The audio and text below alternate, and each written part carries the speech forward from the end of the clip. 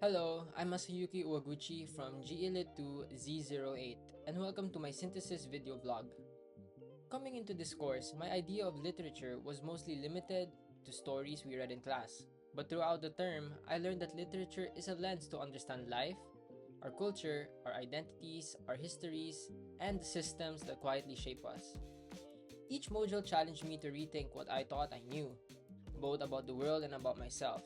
So in this vlog, I will share my main takeaways from each module, what I learned outside the modules, and how these insights will continue to impact my growth as a student and as a member of society long after DLSU. So my first takeaway in Module 1 is that not everything should be normalized just because it's a tradition. In the lottery, a seemingly normal and cheerful town gathers for their yearly ritual. People chat, children play, everything feels normal.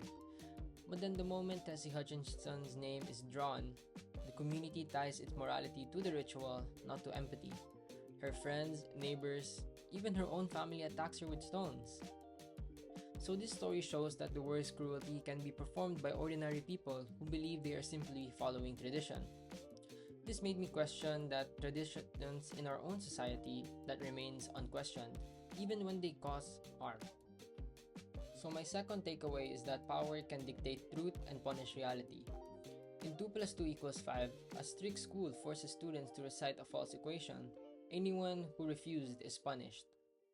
The powerful decide what is true, and those who resist are erased. So watching the student get taken away for stating that 2 plus 2 equals 4 reminded me of environments where speaking up is dangerous. It taught me that silence is not always agreement, sometimes it is survival. This reflects real-world situations where people remain quiet about injustice to avoid being targeted. As for my third and last takeaway, it is evil can appear in the exact form we trust. So in the horror short film Tuck Me In, the father tucks in his son after saying, "Daddy, tuck me in." But when the son says, "Dad, you didn't look under my bed," the father finds his son, assuming real, under the bed. So this twist reveals that sometimes danger does not appear as a monster, but looks exactly like the person we love and trust. So it made me realize that society often trusts the familiar, authority system, and normal routines, even when they might be deceiving or hurting us. Module 2 helped me understand how colonial power continues to shape Filipino identity, especially through controlling stories. My first takeaway is that the single story destroys dignity. Chimamanda Adichie says stereotypes are not lies, they are incomplete truths. So I have two examples to be exact. The first one is OFWs, where we celebrate their sacrifices, but we erase the trauma, loneliness, and homesickness they experience. We focus on remittances, not on broken families. The second example is about Mindanao. The media paints it as dangerous, but it ignores festivals, its art, its natural beauty, and cultural richness. I learned that believing a single story is a failure of the heart, not just the mind. It means I've chosen the easiest version of a narrative instead of the truth. For my second takeaway, it is racism doesn't disappear, it just changes form. In Soyinka's telephone conversation, the landlady doesn't even say offensive slurs. She just insists on knowing the speaker's exact shade of color. It seems small, but microaggressions are the most common form of prejudice. And in the Philippines, people usually say, "Mas maganda may pagmaputi." Ay, squatter accent. Ay, Bisaya ka, ay, kaya pala. These comments reveal that colonial thinking is still alive, just hidden behind jokes or preferences. It taught me to notice harmful speech, even when it's wrapped in humor. For my third takeaway, it is colonizers didn't just take land, they took identity. Post-colonial theory explains how colonizers replaced native identities with their own ideals. So examples in the Philippines are, we praise English, but shame Filipino errors. We straighten curly hair and bleach skin. We idolize Western pop culture more than local heroes. Colonialism isn't merely history, it became internalized oppression. So the greatest victory of colonization is when the colonized no longer see their own beauty.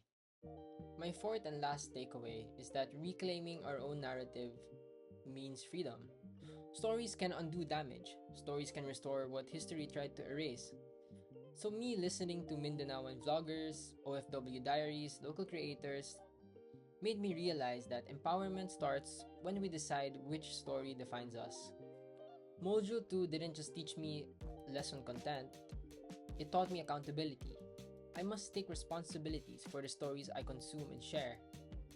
This module made me cautious about repeating stereotypes casually, making assumptions about fellow Filipinos, accepting colonial standards as normal. It also made me more proud of our diversity. We are not only one story, we are millions of narratives waiting to be heard. If Module 2 discussed how society shapes identity, Module 3 revealed how it shapes our bodies and desire. For my creative output that I submitted, I adapted some parts of the Vagina Monologues into a 4-panel comic strip. The narrative focuses on a woman pressured to change her body. So my first key takeaway is that beauty standards are a quiet form of control. In the comic, the husband demands she shave, not for hygiene or comfort, but to fit what he wants.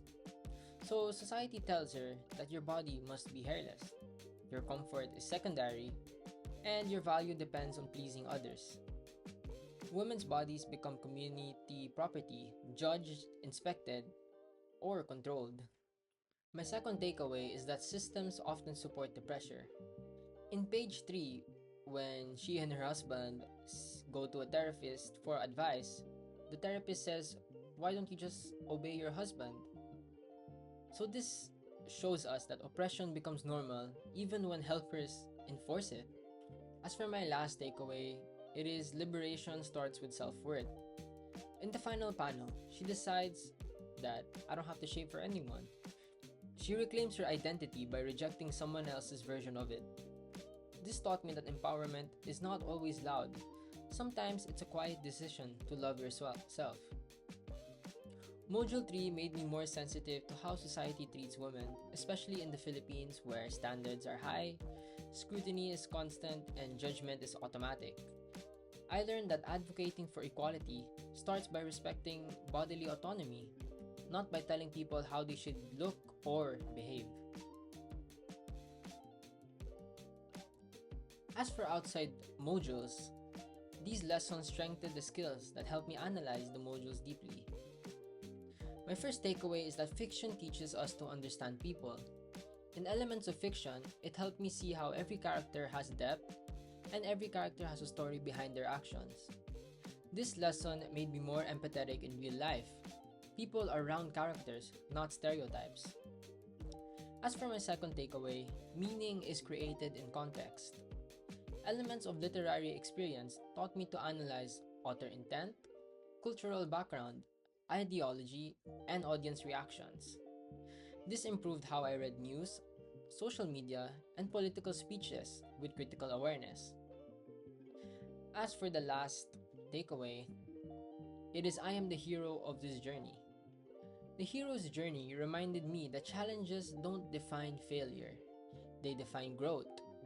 Personally, I will make mistakes in the future, but in every story, the hero learns and adapts and then comes back and rises against the enemy. This gave me confidence in my college journey moving forward. One of the most valuable outcomes of Gelitwo 2 was the personal transformation it sparked in me, not only as a student, but as a Filipino living in a complex society. First is I became a more critical thinker. Before, I often accepted what textbooks, media, or authority figures said without much question. After seeing how easily truth can be twisted, whether in 2 plus 2 equals 5 or in colonial narratives, I learned to pause and ask, who created this message? What perspective is missing? Who benefits from me believing in this? Critical thinking is not about always disagreeing, it is about making sure that when I agree, it is with intention, not fear or convenience. Number 2 is I became more empathetic and open to diverse experiences. Modules about stereotypes and identities reminded me that everyone carries a story hidden from the surface. So now, instead of jumping to conclusions, I ask, what is their story that I don't see yet? This shift makes me kinder, not just in thought, but in action. I now consciously avoid comments or jokes that reinforce prejudice, whether about region, skin tone, or gender. Respecting others is no longer passive, it's a daily decision. The third one is I gain confidence to challenge harmful norms. Module 3, especially, it pushed me to recognize how society pressures people, especially women, to conform. I realized that silence is not neutrality. Silence sides with the oppressor. So when I see discrimination or a harmful stereotype being repeated, I have the courage to say, that's not right. That hurts someone. Even small acts of voice can start change in the community. The fourth one is I developed a deeper love for my Filipino identity. By learning how colonization shapes our thinking, I gain pride in our diverse cultures, our resilience, our creativity, and our many stories that deserve to be told. I now see national identity not as a single label, but a mosaic of lived experiences across the Philippines. And lastly, I am now aware of my role beyond the classroom. Gelitwo showed me that literature is not separate from real life. How I speak, how I listen, and how I treat others. These are all political acts that influence how society grows. I carry the responsibility to use what I learned to help create communities where every story is heard, every identity is respected, and no one is reduced to silence. GLE2 did not only teach me how to read literature, it taught me how to read the world and participate in making it better.